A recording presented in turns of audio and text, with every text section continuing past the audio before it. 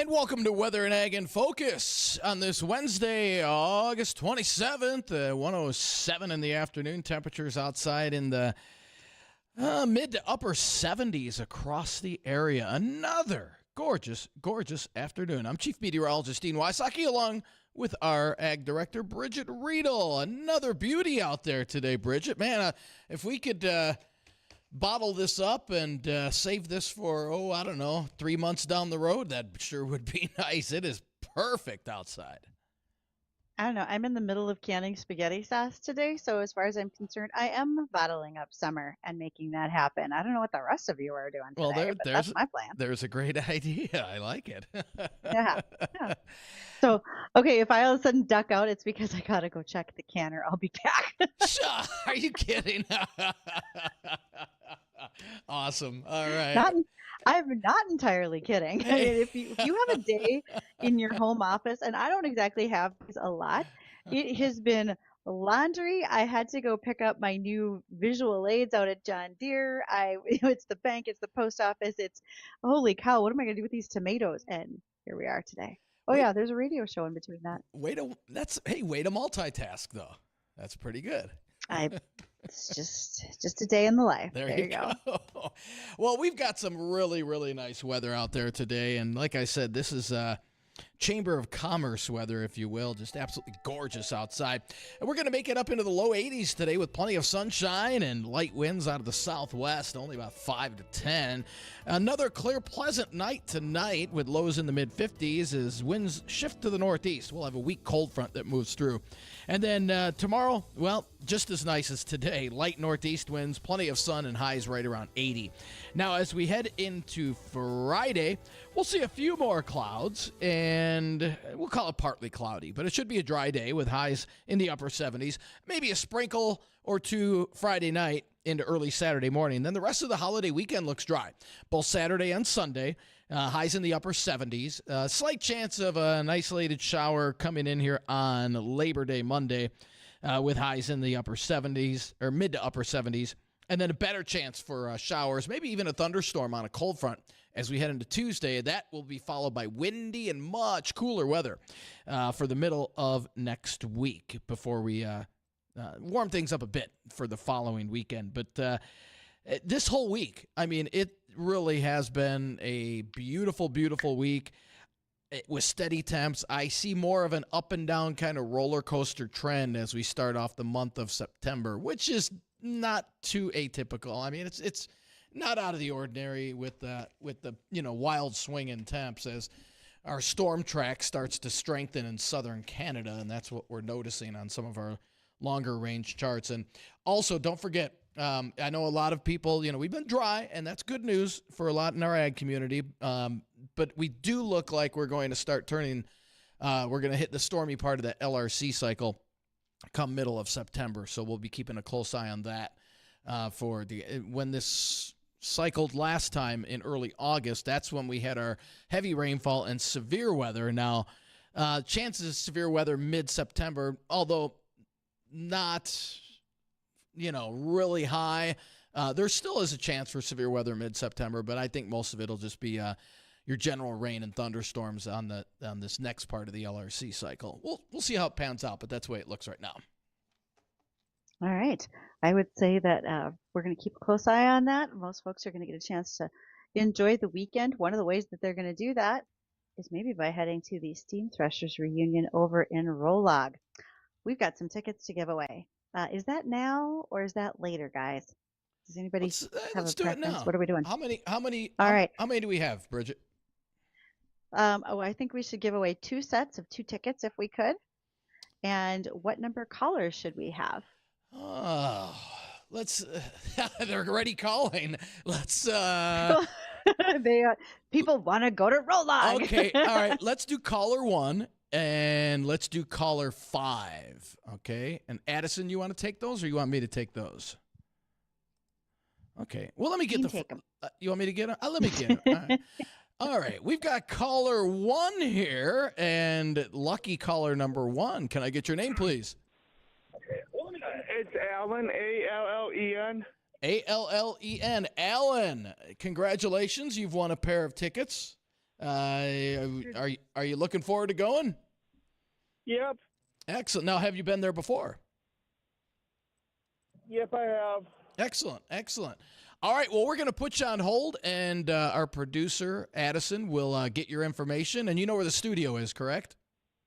Yep, I do. Okay, good deal. All right. Well, Addison, can you take that, and we will congratulations. And let's you know what? Let's just do the next caller. Bridgette, how's that? Caller 1 and 2. They tried so hard. Yeah. They called right away. Right? And did you get caller 2 there, Addison? All right. All right, caller 2, congratulations. You got a pair of tickets. And can I get your name, please? Hello? Hello? Hello. Congratulations. You won a pair of Steam Thresher tickets. Congrats. Oh, sweet. Can I get your name? Missy? Missy? Yes. Congratulations, Missy. Have you been there before? Yes, I have, but it's been quite a while. Oh, great. Well, good deal. Well, we're going to put you on hold, and our producer, Addison, he will get the information from you. You know where the station is, correct? Yes, I do. Okay, perfect. Then Addison will get your information. Just swing by the station and pick up your tickets. All right, thank you. Excellent. Thanks, Missy. All right. So, all right. I want to say congratulations to Alan and Missy for doing that, for calling in. They used the JLA insurance phone line, 701-293-9000. Folks, you can do that when you want to ask us questions and get involved in the show today. I hope they have a great time at Rolog. I've been over there a handful of times. Every year is excellent. There's always something new and fun to see. It's great to see how family focused they are, to get kids involved, to see what's happening and what used to happen as they come up to speed with more advanced machinery in today's world. Also, if you are curious what things are going on today, you can watch us on our live streams. We live stream on Facebook, YouTube, and Acres TV. You can find us at WDAY, Weather and Ag in Focus. And later, we'll be doing weather trivia at some point in the hour. We do not take your emails for weather trivia. You got to call us on the JLA insurance phone line. But with questions, you can send them by email to agorweather@flagfamily.com. A lot of ways to reach out and talk to us. Right. And Bridgette, we've extended, I know we talked about this yesterday on our Big Deals page. Yes. We've extended now the auction for the Lake Michigan Charter Fishing Package. That means you still have time to place your bids on just an incredible Lake Michigan Charter Fishing Package from Dumper Dan's Sport Fishing Charters. Now, the package is for up to 6 people. It includes 2 half-day fishing charters and 1 night condo lodging. Again, this is the last day. This closes at 5 this evening. And once again, if you've ever been out on Lake Michigan, trout, salmon, it's a beautiful, beautiful, not only lake, but just the fishing is incredible.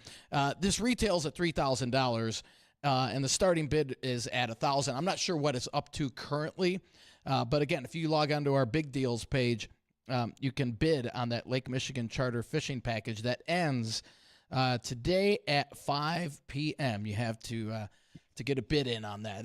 That would be a great, if you love fishing and you've never been on Lake Michigan, it's a blast. You'd love it. Absolutely love it. I actually have a very involved fishing friend out of Wisconsin, and I feel like I should probably send her the link for this because this might be something right up her alley. Right. She's going to be coming over to Devil's Lake this winter to go ice fishing, probably during agronomy on ice. So what a change of pace, you might say, going from salmon and trout fishing on Lake Michigan to walleye ice fishing on Devil's Lake sometime this winter. Why not? Why wouldn't I give her the chance to get on this like others can? Now, if It's you worth had, it. what would you rather do, the ice fishing, or would you rather do the trout and salmon fishing? I'd rather pack a book and a good lunch, but Okay. sure, either one is fine. I am really not built for fishing. I will do it, but again, I'm way better at bringing a book and a really great lunch with. Again, I'm really good at making lunch. So you want to take me with, but you are not taking me with because of my fishing prowess. I'll tell you that. Okay. I'm honest. Right. Hey, that's good. That's good. I've been ice fishing once, and it was a blast. And They fry it up for you right there after you're done fishing. You got fresh walleye. Oh, you can't beat that. That's so good. I would say that's probably a pretty good plan for a lot of people. Why wouldn't you? If you love fishing, this is your time to shine. People don't want to get on this. So lots of good ways to get a get a good deal when you go to the big deals auctions. Okay, I feel like that's a lot of the housekeeping stuff out of the way, which it's kind of wild. In a weird way, we actually don't have a guest today, but I have a plethora of stuff to talk about and share, and we're going to do that. Hopefully, Addison gets caught up in the booth because I even have some photos he's going to pop up for us as well. So we'll get to that when we come back after the livestock market update from the American Ag Network.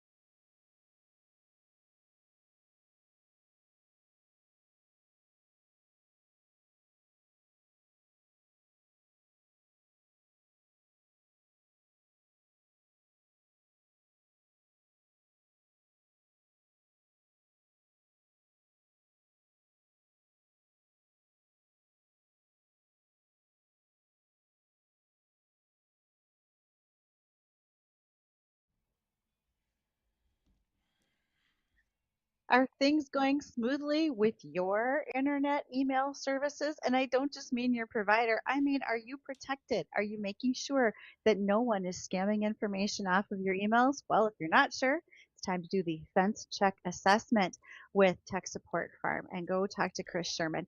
Make sure you do that because nobody wants to have any of that information be transferred here at the end of the season when we're talking about your yield, your crop insurance, your banking information. So don't waste any time. Check out techsupportfarm.com.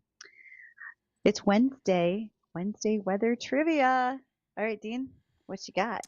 Okay, so I thought this might be a little more difficult, but I gave it to our general manager, and he got it right away. So maybe it's easy. He's smarter than the average bear. Well, I guess so. So, all right. So today's weather trivia, and this is to win one of our Darter plastic heavy-duty rain gauges. And the only thing we ask is if you're one of the winners here, that when you get that all set up, that you at least let us know what your rainfall reports are, so we can pass that along to the National Weather Service. That helps them out quite a bit.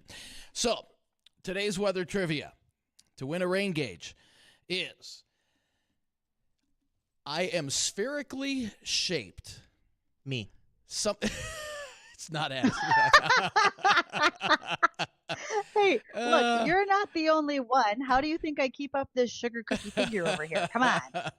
I'm spherically shaped, but sometimes I can resemble the shape of a parachute.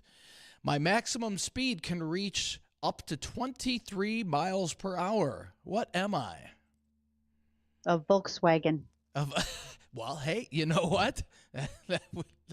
That's not far off. It's kind of a bubble shaped. Right? It's kind of a bubble shaped. I mean, let's just say your coat's flying out the window, it looks like a parachute. Right? I think they go more than 23 miles an hour, though. 701-293-9000. Once again, today's weather trivia for a Darter plastic heavy-duty rain gauge is: I'm spherically shaped. Sometimes I will resemble the shape of a parachute, and my maximum speed is can reach up to 23 miles per hour. What am I? See, we need Vroom, vroom. we need some trivia music wait, you there, said Addison. Yeah. 701-293-9000. We got a caller on line one. Caller, can I get your name, please? Yeah. What's your name? Yeah. Jeff. What is your guess to win a rain gauge? Jellyfish. No, Hey, good guess, though. Good guess. Thanks for calling, Jeff. Appreciate it. Again, I'm spherically shaped. Sometimes I can resemble the shape of a parachute, and my maximum speed can reach up to 23 miles per hour. What am I? Jellyfish was a good answer. I don't know how that's weather related, but I guess, we could fit that in somehow, right?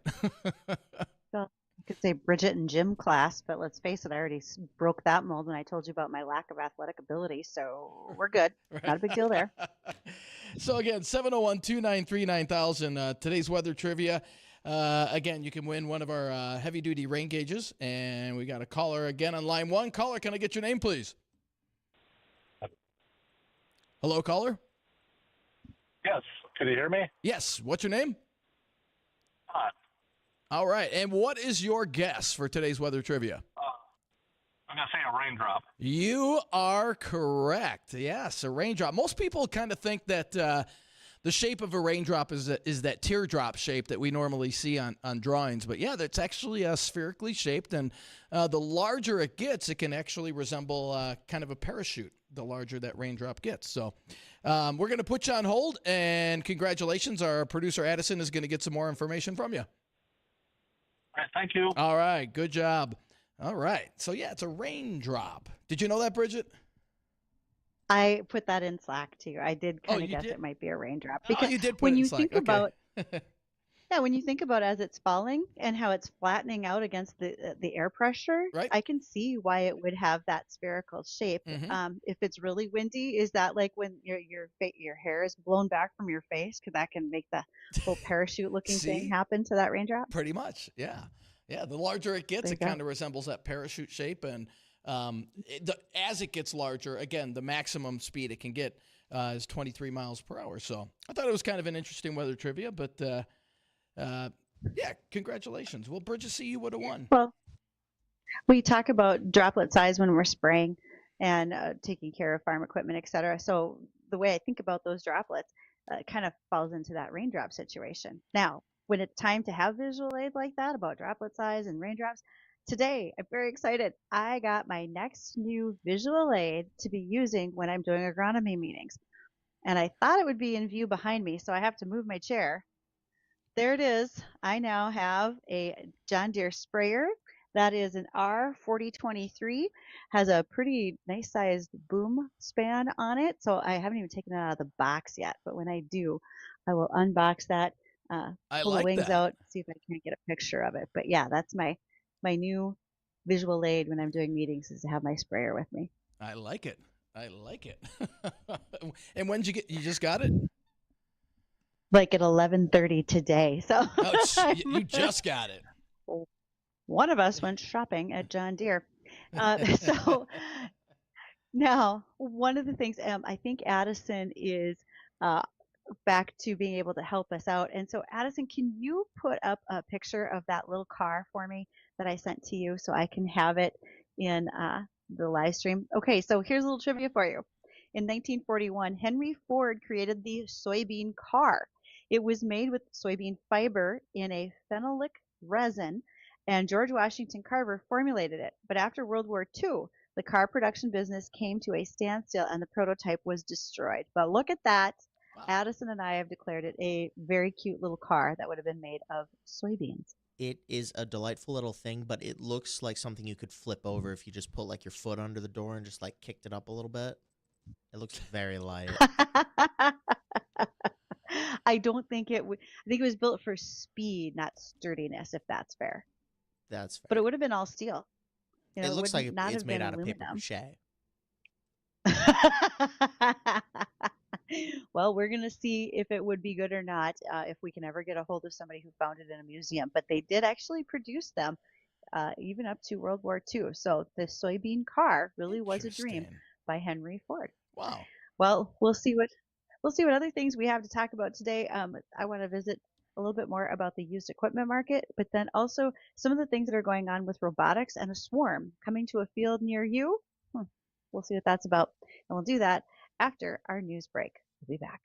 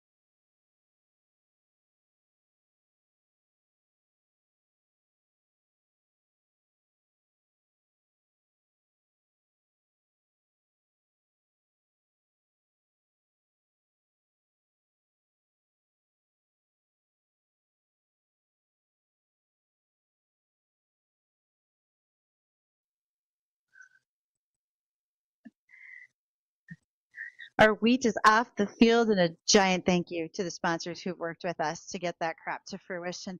And those would include the Red River Retention Authority. Brian Feuders joined us several times on air to talk about the good work that those folks do. Even in the summer when it feels like things are a little bit more dry, that's okay. They're planning ahead for when it's not. And then Gowan USA, bringing us fungicides like Domark and Affiance that we can use for corn and soybeans, or Badge SC on our wheat. So thank you to Gowan USA. If you are thinking about selling equipment right now, the secondary market is fairly strong when it comes to haying equipment, such as balers, rakes for hay, even tractors with loaders on them. Part of that reason is the cattle market has increased and is actually profitable for the first time in about 20 plus years. So cattle folks are very excited to have a little bit more margin, and they are able to upgrade some equipment. I know what that reflects at the grocery store for pricing, but I will say that this has been a bit of a time in coming. And so at this point, when you're looking at the secondary auction market, we are seeing strong returns on loader tractors and, again, that haying equipment. Something that doesn't stay stagnant or succumb to what could be called lot rot, which is equipment that doesn't move, would be the specialty equipment, sugar beets and dry beans in particular. That is a market where people are pretty much looking to upgrade. Maybe they need to get bigger. Maybe it's just the fact that that piece of equipment has gotten older and they finally need to replace it. And so those are some things that tend to have a pretty quick turnover in that used market. Currently, we have dealers with a number of things on their lots that have been there for a bit and they're looking to do inventory reduction. So I'm not saying that every price is cheap, but I think it's definitely worth your time to be shopping if you're looking to upgrade or change something out. Maybe even you just need to sell it for cash. I think the market might just be in your favor. I'll be interested, though, in the future, all the discussions we have about robotics in the field, what's that secondary market going to look like someday? And all right, Addison's going to pop up a website for us, Dean. It's called Greenfield Robotics. And Greenfield Robotics has unleashed, as they have said, a swarm for mechanical weed control. Now, for those who are watching on the live stream, you see these little yellow robots going between the rows. That's a soybean field. And what they are doing is mechanically weeding out what's between the row. These little yellow bots are 24 inches wide, 4 feet long, and 36 inches high. So they fit down a 30-inch row. So if you have 30 inches between your soybean rows for your row spacing. They are set to go at 24 hours a day. Their goal is, when you are using these little robots, is that they should be able to do somewhere in the neighborhood of like 500 acres a week. Okay, let's break that math down. When you think about 500 acres a week, is that a big part of your operation or a smaller? Do you consider these fast or slow? I consider these a secondary tool. You're not going to get rid of your big sprayer, okay? And you're still going to have a fit for an aerial applicator or a drone sprayer by air, particularly in wet conditions or odd terrain. But these little mechanical weeders going between the row, maybe you have a really messy field, got a lot of water hemp, and you're not necessarily keeping up just spraying it by ground. You could send the swarm, which could be 4, 5, 6 of these little bots out there, and have them do some of the mechanical weeding. So we'll see where these go in the future. I mean, they got little headlights. They kind of look like a little cartoon character out there, right, going down the field. But they really do exist. So it's chemical free. Now, this is mechanical. It's like running tillage. Okay. So would that, how much do these cost? I mean, is it cost effective for farmers? What a question, because at this point they are still in production and they haven't been priced out to bring to the market yet. So I don't think we really know. But is it cheaper than having to put a person in a machine pulling a tillage tool? Maybe. Although the argument could be, as we look to more autonomous tractors, can we have autonomy working in our favor so that a tractor could be out there doing the tillage for us? Now, again, oftentimes we're using herbicides to effectively control weeds. But the reason I brought up a water hemp infested field is we have a severe problem across the Midwest and the Upper Plains with water hemp. It's a highly adaptive pigweed. That is a plant that, even though you have used multiple modes of action on it, It currently has resistance to about 9 of those, and it just moves very quickly in also crossbreeding with other pigweed species like Powell or Palmer amaranth. And so you can have problems with that weed on a multitude of ways. Sometimes it's just so simpler to be able to go down the field and rip the plant out or cut it off at the soil level. And that's where these greenfield robotics come in with the swarm. I can't answer cost effective yet. Right. Interesting, because I mean, if it's not cost effective, then that you would think, although it's, there would be people arguing, all right, well, we're not spraying any chemicals, so it's chemical free and it's might be better for you, but then I would think that would be more expensive as, just down the road. In general, a lot of people say, well, I want something that's chemical free. Mm-hmm. But you know what? Even in the organic markets, those products are still produced somehow. They're not all naturally occurring in nature. They still have some synthetic build to them. So you really have to know what you're doing and what you're buying. Here's the other thing. If we stop using pesticides, 40% of our crop will not get harvested. We will immediately have a 40% yield loss due to disease, insects, or weed loss. Now, I'm a pretty good eater. I don't want to be in the 40% that's not getting as much as I want. Right. So we need to think about that. If we stop using pesticides, our food costs increase and our food volume decreases. And that's pretty important to put into perspective. And I'm not sure that everybody quite knows that. So it's an interesting thing to make sure that we bring up and talk about with the public. Also, there's another item out there. It's called Soilex. And this is, I can never get this company's name right. It shows that I am obviously not a literature major if I have trouble pronouncing some words. Solintech, they have this Soilex Ag Robot. So if you look at it on what we're doing on our live stream right now, you're going to see it looks like it's the easy way to explain it. It looks like a large table, okay, because it's flat on the top. It's got long legs, and at the bottom of the legs, there are booms that go out. And if you look at those booms, 6, 7, 8, that looks like that's about 8 rows. So what it is, instead of like big giant sprayers that you see in the field, which by the way, there's my visual aid again, there's my John Deere sprayer behind me, and I would have 120 foot of boom width with that sprayer in real life. This is only going to have about 8 rows, so it's probably going to have a significantly smaller amount than that. I don't have the measurement on that boom. But the way this thing is set up is it has a 40-gallon tank, can cover about 4 to 5 acres an hour, 50 acres a day. And that means it could do about, if you are maintaining it very well, and again, using this as a active robot, you could maybe get up to 500 acres per week. On a large-scale field applicator, I routinely see people able to spray 800 to 1,000 acres. Okay, if you have a very short window of time and you need to get into the field while your weeds are small, while the weather's good, the wind is down, the right direction, etc., you got to go. And getting 800 to 1,000 acres in a day really matters because you only have so much limited time. With this Soilex Ag Robot, I don't necessarily see it fitting quite as much for use with just doing pesticide control. I think here you would do something that maybe gives you a little more flexibility. You could use it if you're dropping 28% for side dressing your corn. Maybe you're using it for bugs or for specific fields, but you might not use it across your whole farm. Okay, so yes, this is the first autonomous robot for large-scale food production. I'd like to see one in use.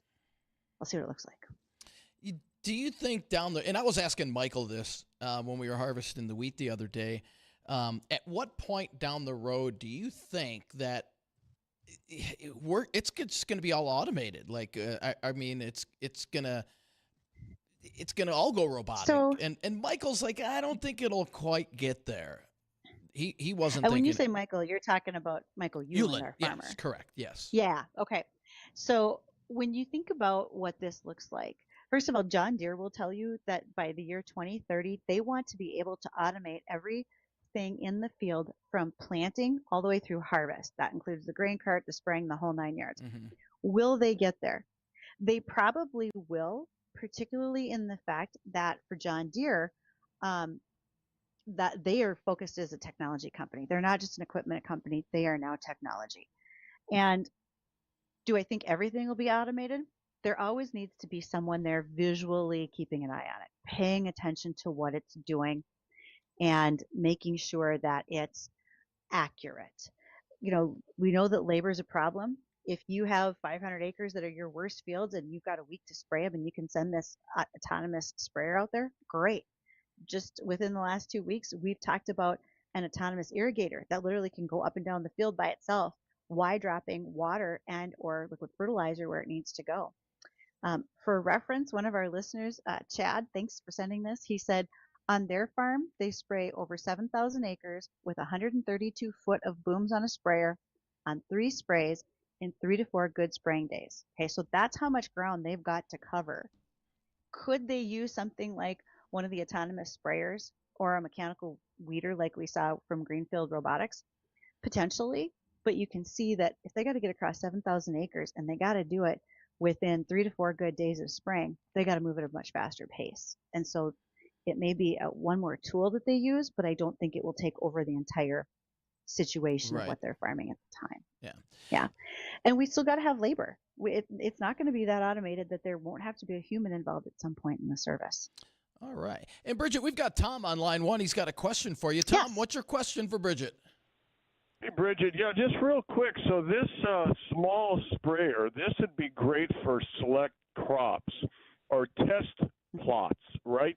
So this could be controlled, say, by a mechanic in a shop while the big sprayer's out on bigger fields. Is that right? Yeah, absolutely. That would be a great fit for it. And I think most folks would like to be closer to the field to watch it physically in the field at this point in time to know exactly what that machine is doing. But you're exactly right. If you're doing this on a smaller cropping basis where maybe you've got a short field, maybe you only got a 40 acre field or something like that, or it's a specialty crop and you are on 30-inch rows, this would be a spot that it could fit into. So I do see a lot of these robotics things really fitting into that specialty market. And could they be rented out by a company for the smaller farmers that don't want to take the hit for this particular specialty type sprayer? Could they be rented out? Could a company do that? Could that be a thing? I think that's a whole new market for leasing, right? Because currently you can lease trucks for additional transportation during harvest, or you can lease a tractor if you have a problem with yours. It's in the shop, or like this year during the storm, we had many machines that were wrecked because of debris. So why couldn't this be something that fits into your operation because it's on a lease basis? My only concern is when it comes to sprayers, you making sure that those tanks are extremely well cleaned out so you're not carrying over from one susceptible crop to the other. Oh, I used to do that when I did custom rototilling. I would clean off before I'd go into my own. I'd pressure wash the rototiller, so there was nothing that could go into mine or into someone else. Always was clean. So that's just a given. I mean, people that really care about spreading disease or spreading something, you would definitely spray this out. And if something happened to the sprayer, that way the guy is not down for the day, calls up the company, hey, it just blew a motor, I need another one now. That'd be another thing. Right. Anyway. Yeah, you'd have the ability to swap those in and out. And I do agree with you about cleaning equipment. That is vitally important. It's no different than keeping zebra mussels off of boats and moving it from lake to lake, because we have to make sure that we aren't dragging weed seeds or fungus with us from field to field. Yep. Thanks. All right. Sweet. And thank you. Thanks, Tom. And you're busy, Bridgette, because Chad's on line too, and Chad's got a question for you, Bridgette. Chad, go ahead. Hey, Bridgette, how's it going? Dandy, Chad. Thanks for the text. With the automation stuff, I see it playing a role. I think it is part of the future, but I think it's going to get its start in maybe like orchards or some small scale setting. With all the technology and all the sensors that we have on either sprayers, planters, to have all those going off at one time, I think is going to be, you need that person in there, so you might as well have them in the tractor. I think you're probably right because there are so many moving parts to that situation. You're right. Having somebody there, well, then they can just run the operation. Yeah, because if you're relying on somebody within a shop setting watching the planter plant in the field without an operator, there's so many times that we have a sensor that goes off that will stop a planter, that it's planting correctly, everything's going right, but the sensor just isn't working. You keep planting because you can't afford the downtime that it would take for someone to come out there and then fix the problem that maybe you can't fix right away, but it's still planting accurately. I love the fact that someone who's actually in the field every day took the time to call in like Chad just did and help us explain all of that. So, Chad, thank you. I really appreciate that. That's a Yep. gret perspective. No problem. And again, from somebody who's in the field and use the JLA insurance phone line of 701-293-9000. I know I'm up against a commercial break, and when we return, we'll recap the weather and more headlines.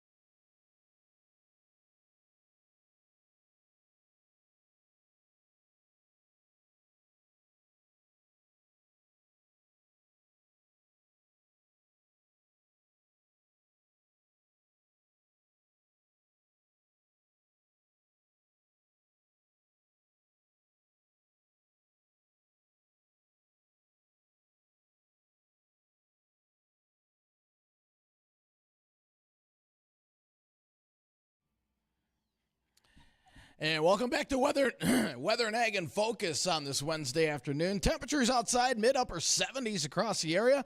It's going to be a beautiful one out there. Get out and enjoy it. 82 today for a high, down to 55 tonight. Still a nice day tomorrow, 80 degrees. Winds turn around to the northeast on the light side. And then a few more clouds Friday, Saturday, Sunday. But really not much in the way of precip. Maybe a sprinkle or two Friday night with highs all 3 days in the upper 70s. And this weather is brought to you by Progressive Ag Risk Management Specialists. Doesn't look like too bad of a holiday weekend, Bridgette. We're going to keep it for the most part dry. Once again, if you are heading south into South Dakota, those areas into southern Minnesota could get some heavier rainfall. In fact, we're getting some indications, and boy, they don't need it around the Sioux Falls area, but they could pick up 1 to 2 inches of rain down that way. So they can have it. We could use a little bit of the dry weather. I know we still could use a little moisture later next month, and it looks like that will be coming around the corner as we head into the middle of September when we go into the stormy part of our LRC cycle. Well, I just had a listener text me and say, okay, with all the talk about robotics, does this mean I'm about to be out of a job? And this is coming from an individual who works in an elevator system, does some agronomy work, application, et cetera.